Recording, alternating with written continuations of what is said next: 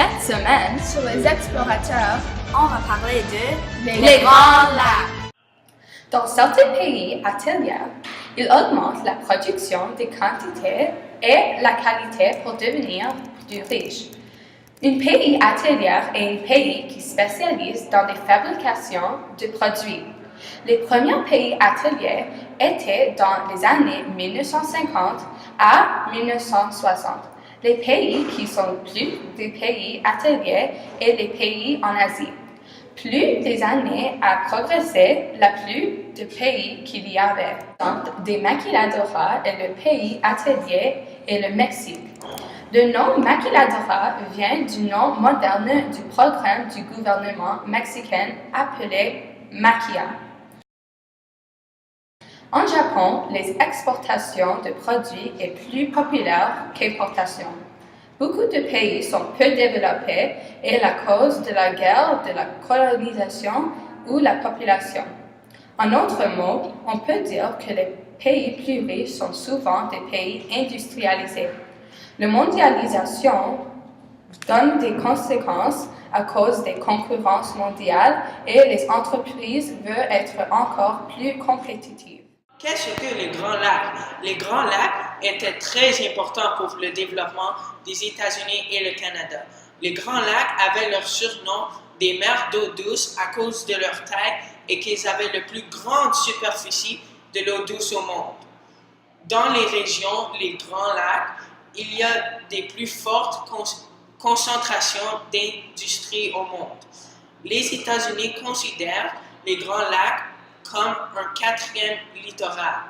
Et la région des Grands Lacs est un facteur domaine dans l'économie industrielle du Canada.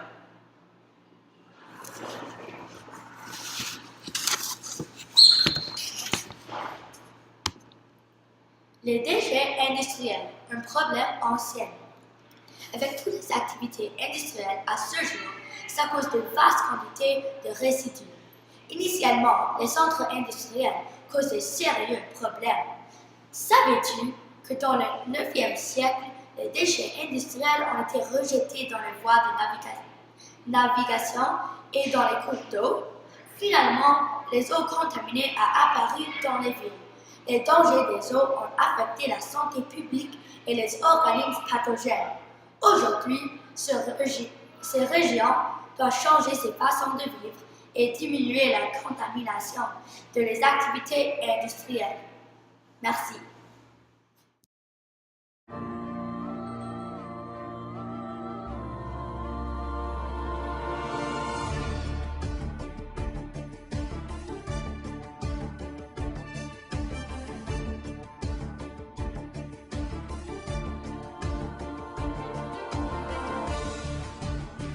I'm Barack Obama, and I approve this message.